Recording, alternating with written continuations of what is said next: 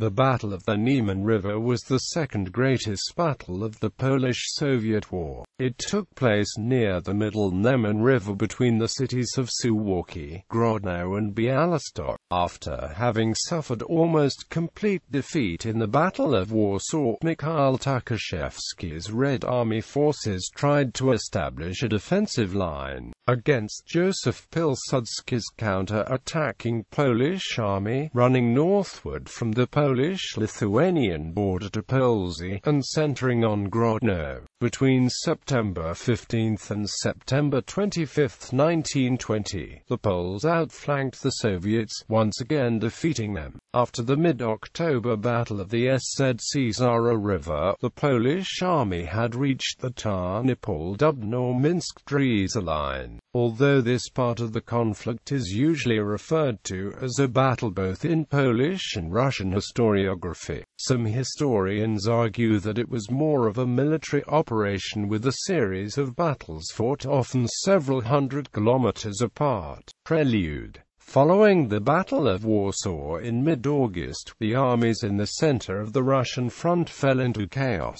Mikhail Tukhachevski ordered a general retreat toward the Bug River, but by then he had lost contact with most of his forces near Warsaw, and all the Bolshevik plans had been thrown into disarray by communication failures. Russian armies retreated in a disorganized fashion, with entire divisions panicking and disintegrating. The Red Army's defeat was so great and unexpected that, at the instigation of Piłsudski's detractors, the Battle of Warsaw is often referred to in Poland as the Miracle at the Vistula. Previously unknown documents from Polish Central Military Archive found in 2004 proved that the successful breaking of Red Army radio communications ciphers by Polish cryptographers played a great role in the victory. Although successful, the Polish counter-attack in the Battle of Warsaw created an awkward situation for Polish Commander-in-Chief Józef Piłsudski. Most of his forces were facing north while Russian heartland was located east of the front rather than north. Because of that, the Polish army needed some time to reorganize and regroup before a new offensive could be mounted. The Russian commanding officer Mikhail Tukhachevski took this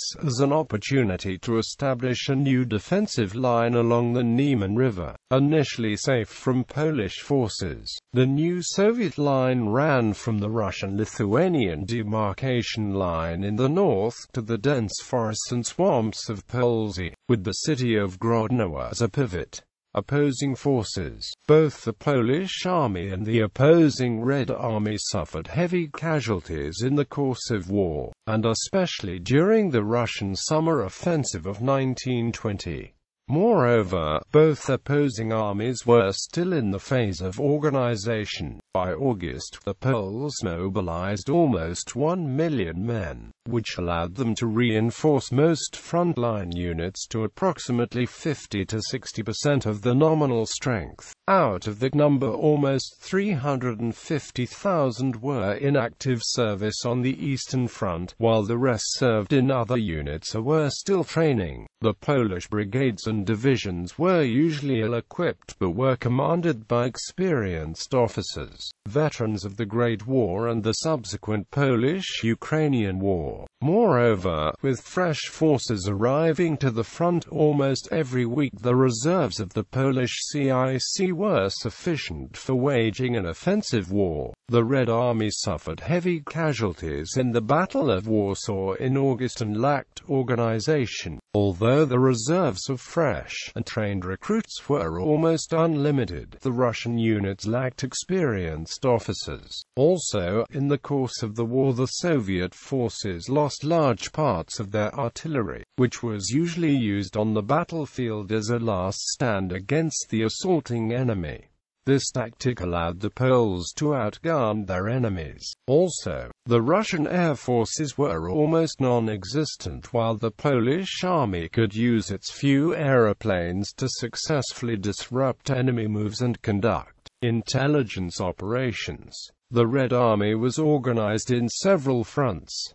The Western Front facing the Poles had more than 700,000 soldiers in August. However, a large part of its forces were either taken prisoner of war by the Poles, interned in East Prussia or routed. After the arrival of 68,000 reinforcements in August and additional 20,500 in September, the forces of Tukhachevski reached approximately 20 to 40% of the nominal strength. However, both the morale and the reinforcement abilities of the Russian troops were seriously harassed.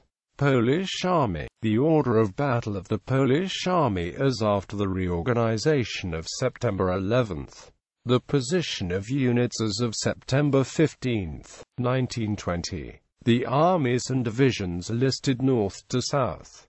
Plans of both sides. Russian headquarters seriously overestimated its own forces. Sergei Kamenev ordered Tukhachevski to mount an all-out counter-offensive as soon as the reorganization of Russian forces was complete. By August 26 the Russians manned the Neman River line with rump forces to escape the disaster at Warsaw. However, fresh reinforcements from mainland Russia were arriving on a daily basis, and by mid-September Tukhachevski managed to recreate most divisions lost. In mid-August, his forces quickly rose to over 73,000 soldiers and 220 pieces of artillery. Following Kamenev's orders, Tukhachevski planned an offensive of three armies, the 3rd, 15th and 16th. The Russian forces were to sweep southwards, retaking the Brest fortress and Białystok, with the final objective being the city of Lublin. That the Russians could expect reinforcements from other Russian units operating south of the Pinsk marshes in the Ukraine, as well as experienced troops that could be pulled back from other fronts of the Russian Civil War. At the same time, Józef Piłsudski's main objective was to reorganize his forces and break through the enemy lines along the Neman before Russian defenses stiffen, thus disrupting any attempts at enemy counterattack. On September 10,